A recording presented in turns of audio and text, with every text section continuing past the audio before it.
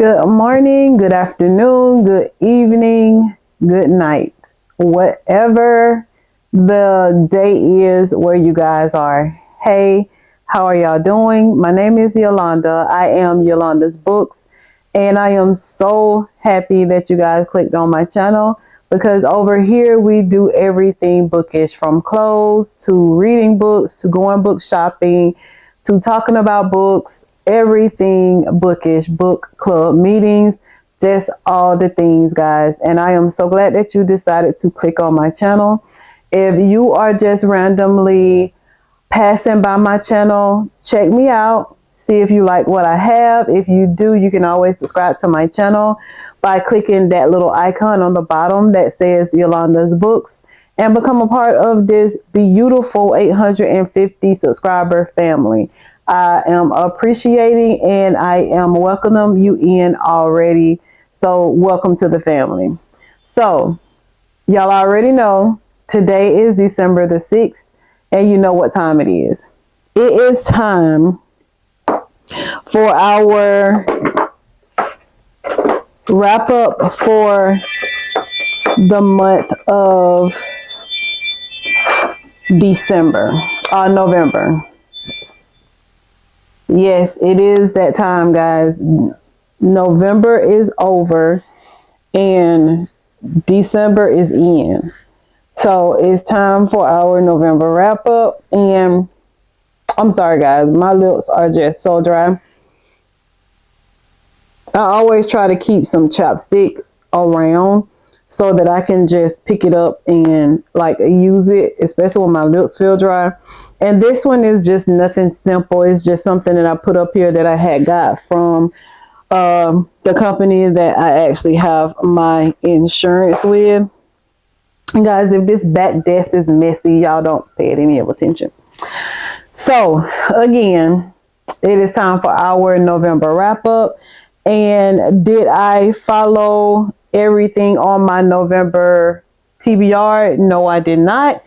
I have actually a number of books that I did not read that was on my TBR, but I am going to actually read at some point. My December TBR is already out, so y'all can take a look at that so you guys can see what my December TBR will look like, or my December hopefuls.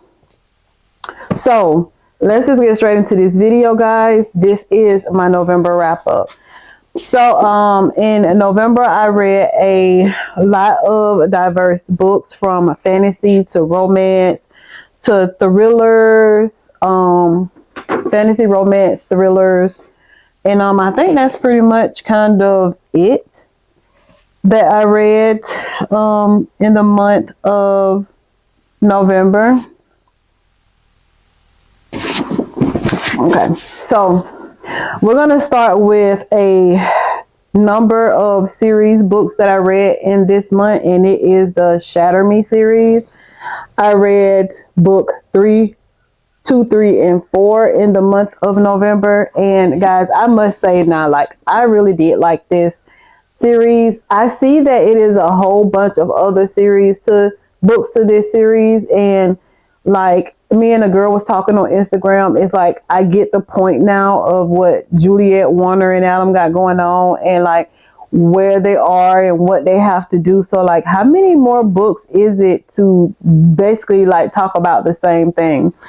I have actually book 5 and book 6 on my shelf. And like I said, I see that there are more books to this series, but once I get through with the books that I have on my shelf, I'm not going to say I'm going to read the rest of that series, just depending on if it actually takes a turn. So this is Unravel Me by this author here.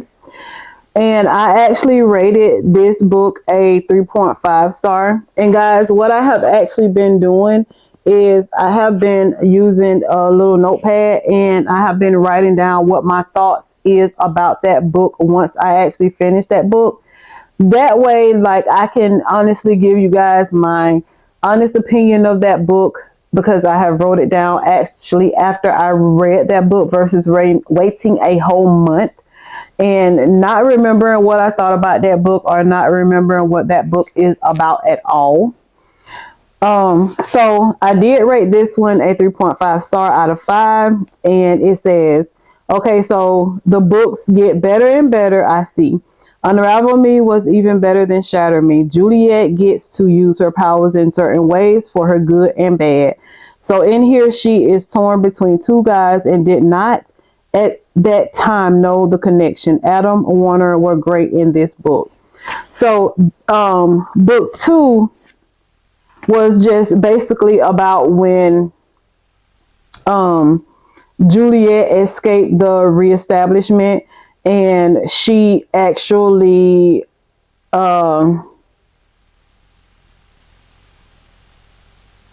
okay, so basically it's just about when Juliet actually escaped the reestablishment. Her and Adam are pretty much kind of like on the run, and you know, they are just trying to keep their head above water and not get caught by the reestablishment that they were actually at.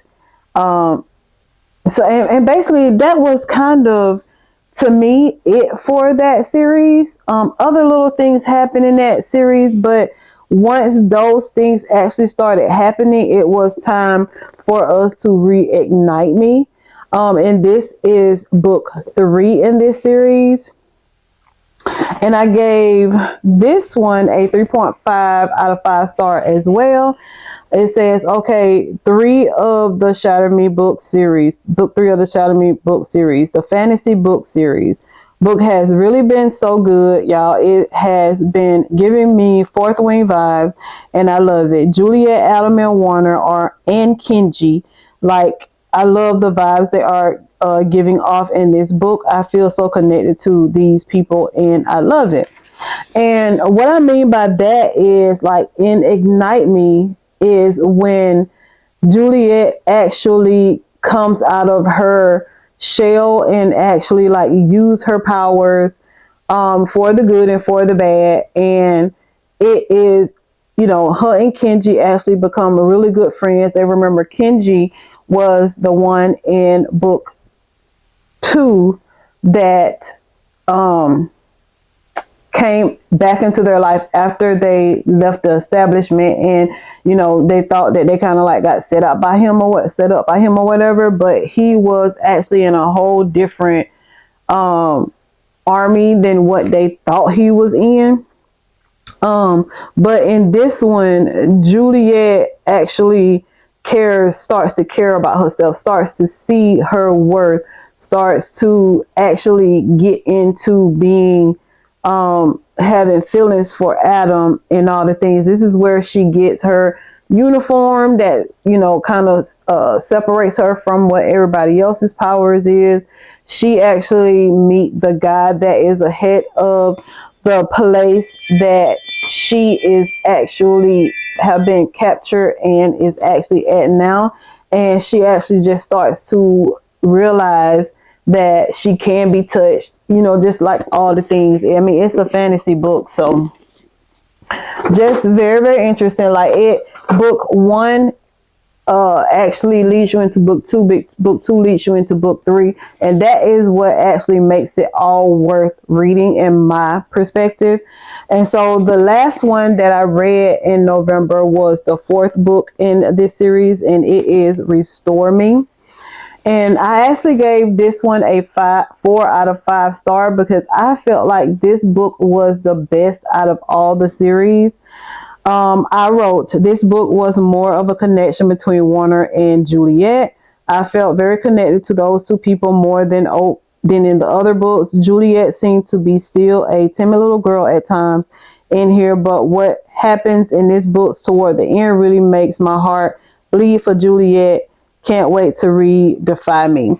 So basically in this one, Juliet is the warrior that she is.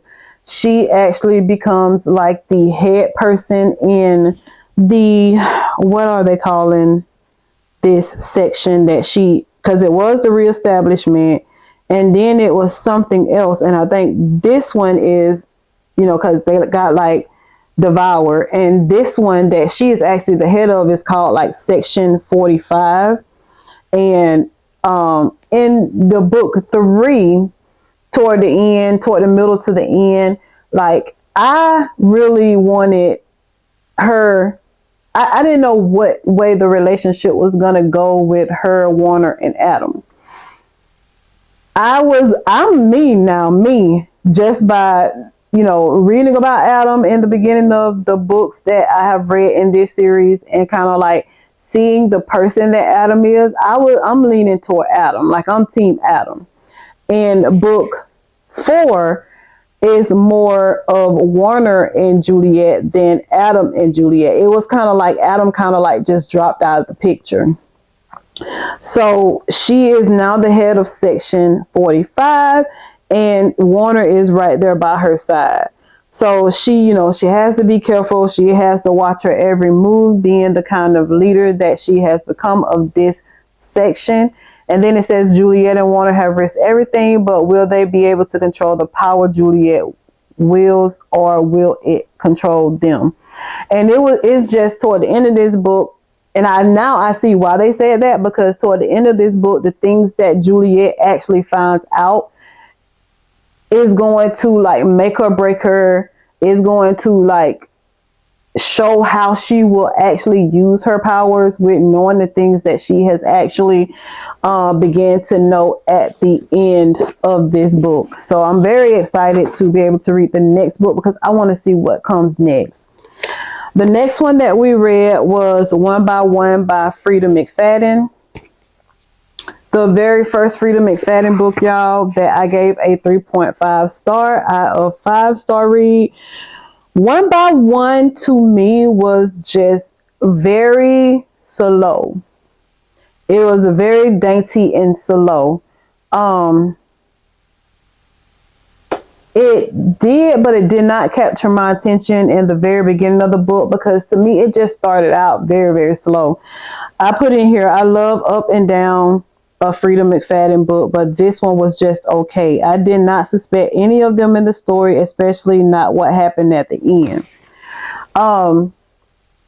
When I actually found out what happened at the end of the book, it kind of put me in the mind of The Perfect Son. But The Perfect Son was very fast paced to me.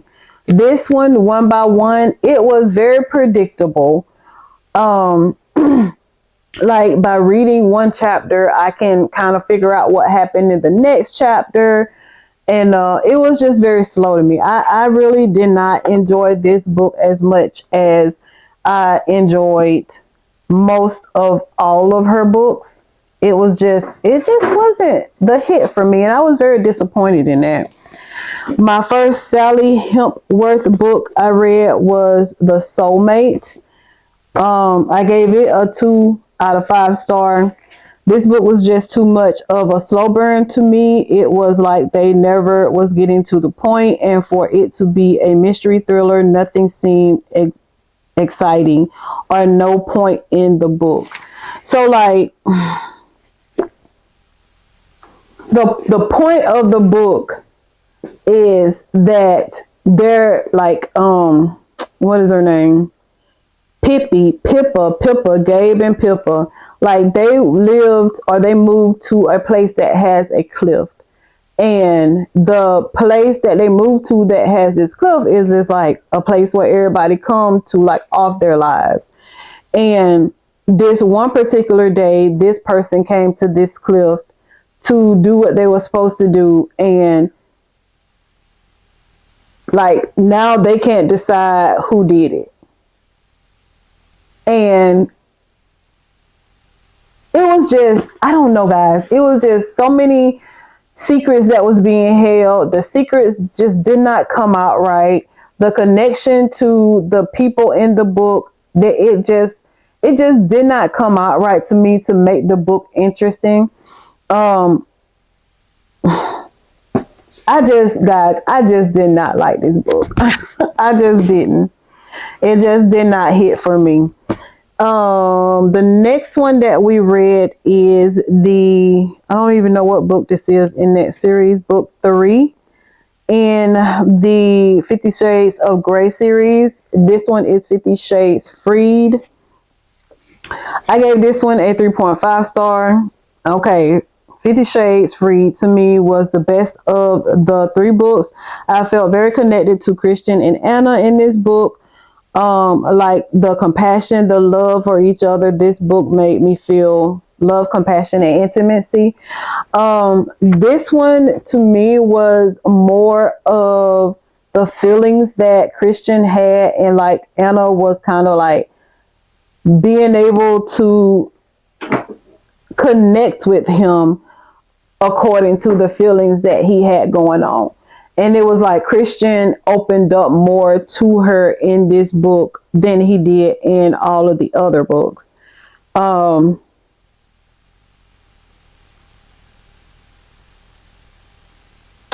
just when it seems that their strength together will eclipse any objects, misfortune, miscellaneous, and fate considered to make Anna's deepest fear turn into reality. But yeah, guys, but this book was pretty good. It was the best book that I read out of the 50 Shades of Grey series. This one, Bird Box. I loved the movie. The movie I looked at like 2, 3, 4, 5 times. I really did enjoy the movie. And you know, they said the book has more in it than the movie has. And I understand that. But by reading this book and listening to the audio in this book got a 2-star out of me. I did not like this book at all. There are a lot of parts in this book that I remember from the movie. And I don't know if it was because I looked at the movie before I read the book or what. But this book had me so stinking confused, y'all. It was like they're going from then and now. And I just didn't understand why they were going from then and now when it is Bird Box. Like, I understand the then before the actual things started happening, that what Bird Box is about. But a lot of the things that they were talking about, I was just so confused. I'm like, well, where did this come from? Who is this person? When did this happen? I don't remember that. And it just made the book just so confusing and just so uninteresting to read. So I gave this book a 2-star out of 5.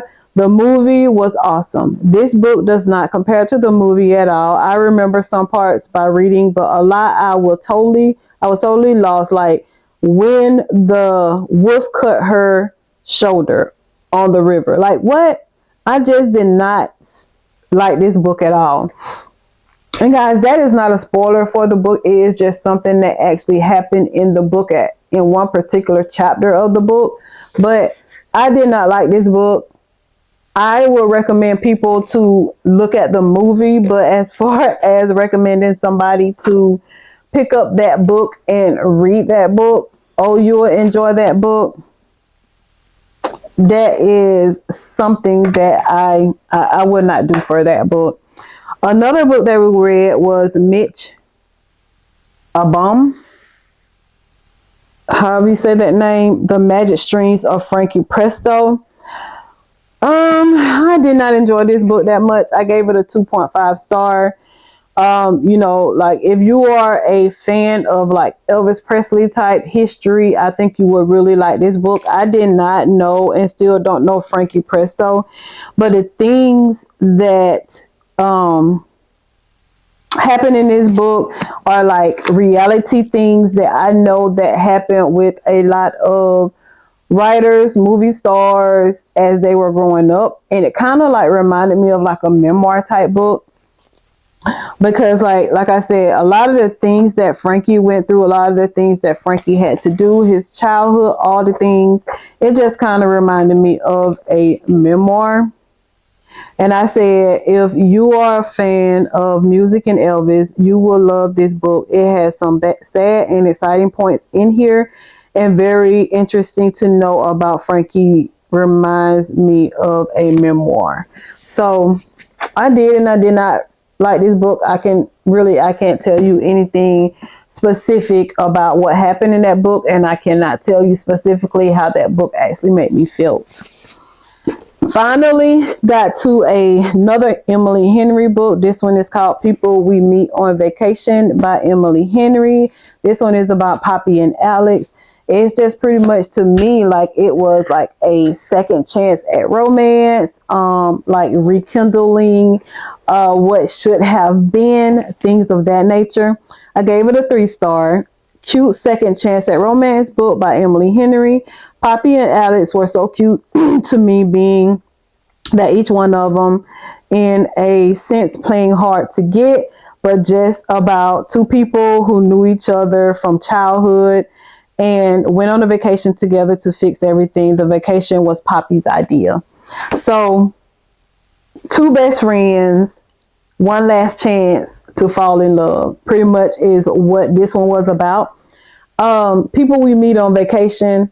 I'm trying to think of why I felt that connection to this book, because this book was just pretty much about them trying to see what their relationship will consist of if they Poppy, I think it was more Poppy wanted to actually have a relationship with Alex. And they did meet some different people on their vacation, but I mean, nothing that I remember that will distinguishingly separate the reason why they went on this vacation. So I'm not quite sure why Emily Henry named the book People We Meet on Vacation.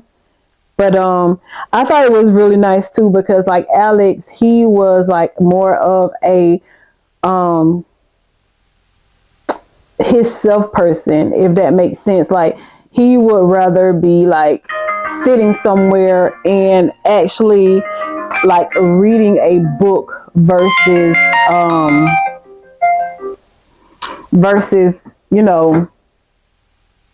doing anything else. Because I think it was one scene in this book where in the very beginning where she went into this bar or something like that or whatever, and she saw him, and he had his phone, and the way he was dressed, it was like he shouldn't have even been in this place in the first place.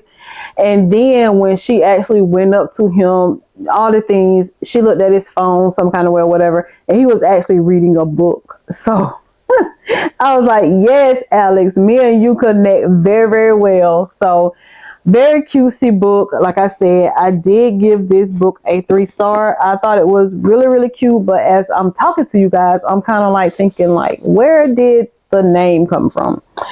So the next one we read was Yellowface by Sanquia Johnson. Y'all, how do you say that name? But anyway, I really did like this book. It was a historical fiction book, and I gave this book a 10 out of 5 stars. I enjoyed this book so much. I love this novel. I connected so much with each and every character in this book. Phoebe and her mom were hell of a women. They were strong, knowledgeable, eager women. This book brought grief, sadness, happiness, and madness to my heart and mind. Great book. Read it. Read this book, guys.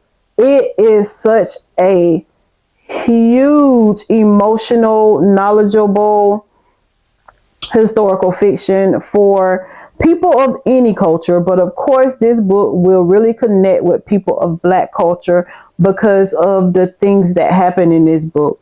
I loved Phoebe for her being a teenager or like a young adult. I really did love her energy. I love what she knew she was worth. And I just love the way she handled herself in all situations in this book. I love the way her mom made her felt like she was worth more than what anybody in the community of where they were, even the actual slave owner's mom, like she had her head held high, and I loved it. The pages, they had a few page breaks, so they had a lot of conversation in this book. But the dialogue, guys, and the descriptions and just how this book made me feel was a 10 out of 5 star. I love that book. It will always remain on my shelf. I will not ever not read that book. All right, guys. The next 3 books we're going to talk about are Kennedy Ryan. This Could Be Us. Finally got to this book, and I stinking love this book. Soledad and Judith Cross in this book really took the cake. This was a 10 out of 5-star read for me. I'm moving y'all around. This was a 10 out of 5-star read for me. I love this book so much, y'all. Soledad and Mr. Cross were my favorite couple, and the chemistry they had was suitable but chemistry. This to me was a second chance at romance and a great love story. My emotions were on a high level during the entire book. I felt so many emotions: love, love, sadness, hate, mad, my mom's emotional, and being a best friend emotional. This book was about a lady named Soledad and a guy named Judith Cross. Soledad's perfect life was not really real, but she had no time to be sad about it, and Mr. Cross was a great dad and might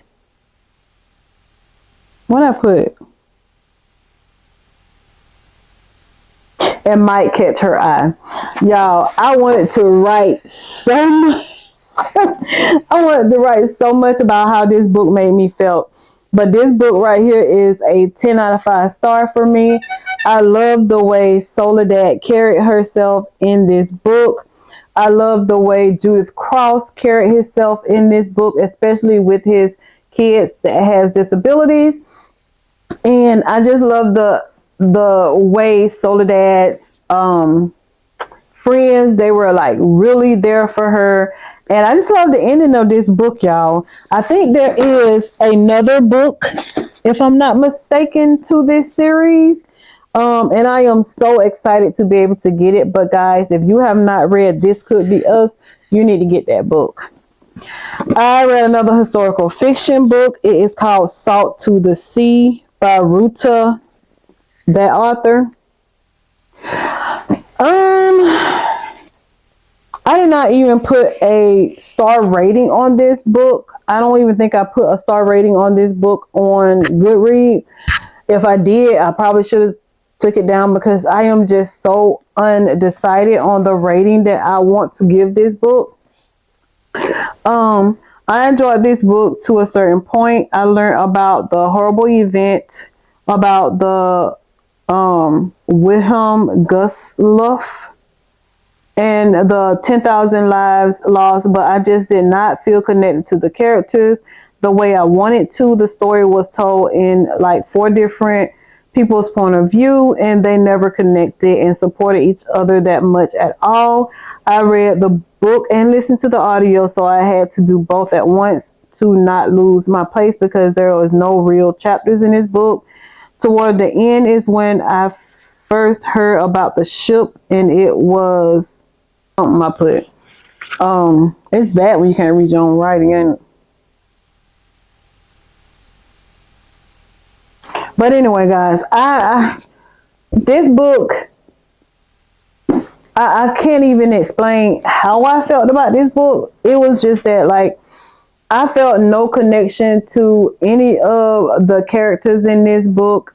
And I understand about, dang, the top ones that went out. Everything is for itself, like all the things in this book. But this historical fiction book, The Salt to the Sea, it just was not a hit for me.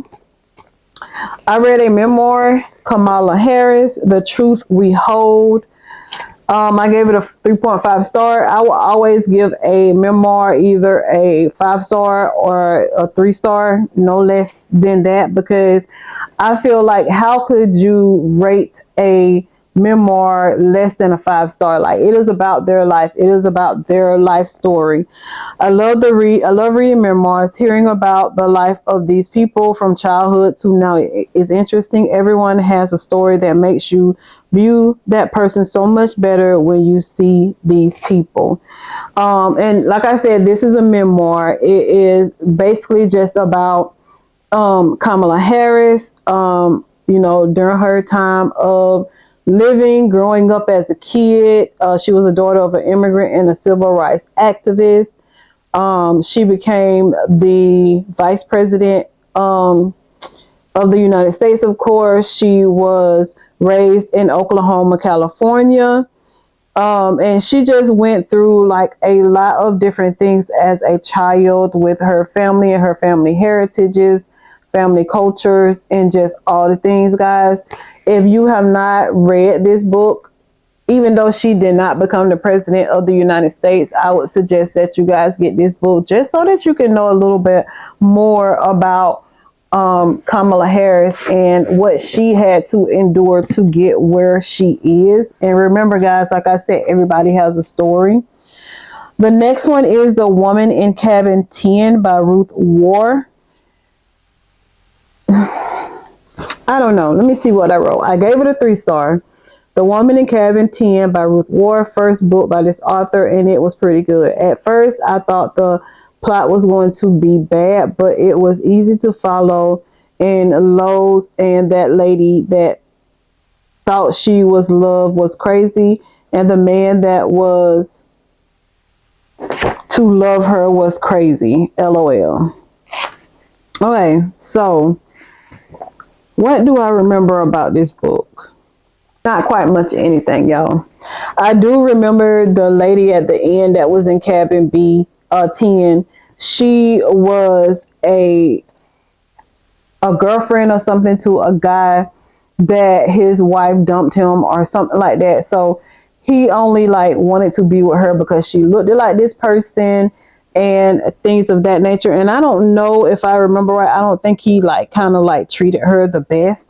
And then the lady, Lo, I want to say that is her name. In the very beginning of the book, it was like some things that like actually happened that was just kind of weird, of like when, you know, I think somebody had broke into her house. And then like the boyfriend that came back and like before she had to go out on the trip, and it was just, you know, I guess they had problems and things of that nature, but you would not have ever known that if like that particular part of the book wasn't there. So, I mean, it was okay. It was not a book that I said that I would DNF. Like, it did capture my attention in certain ways. But would I read it again? No. Would I recommend it? Not really. My first AJ Finn book, The Woman in the Window. I did enjoy this book, but this book was so weird to me. I gave it a 3 out of 5 stars. I enjoyed this thriller, of course. I mean, a thriller hits every time. Anna Fox was crazy, at least I thought. I can say I felt connection to the characters in this thriller, but the ending, wow, never saw that coming. So basically, this is just about a lady named Anna Fox. She lived alone in her New York home. Something had happened with her and her husband, her and her daughter. So like, I guess that is what actually started to like make her stay at home. She is a psychologist.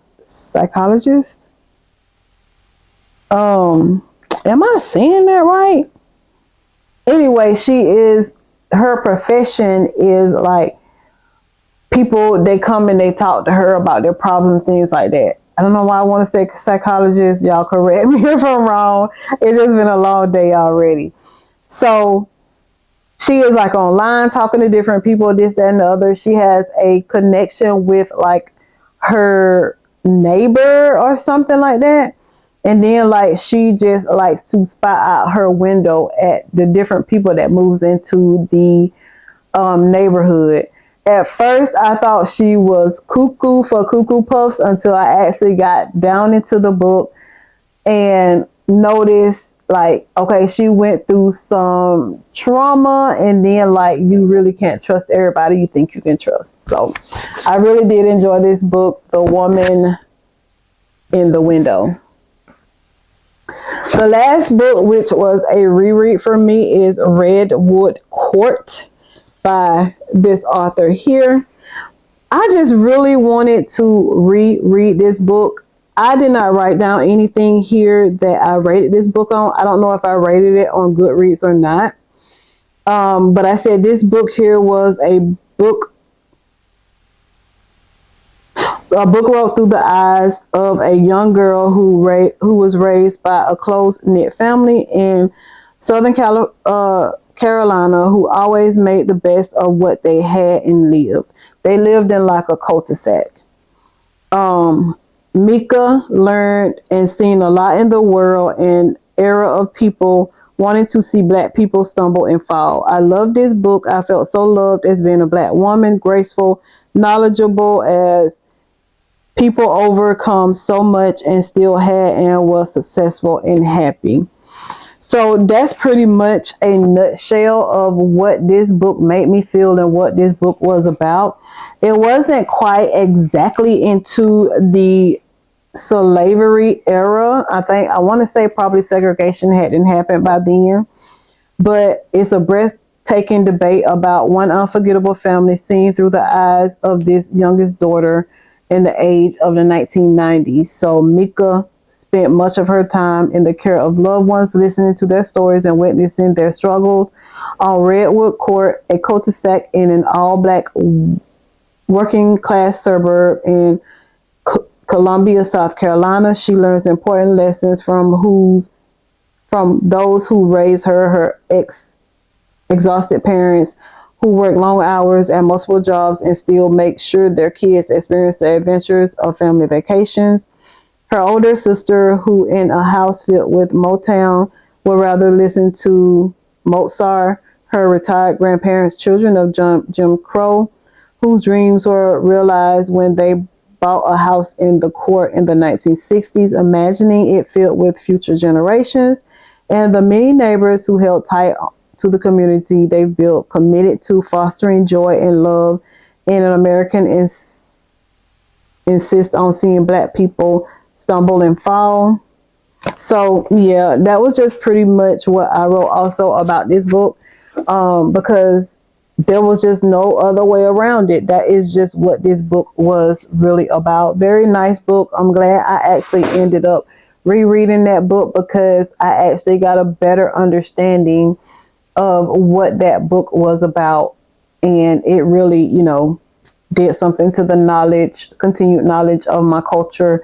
And I just love reading books by black authors that stress about what is going on or what have been going on in the culture of my race. So guys, that was all the books that I read in the month of November.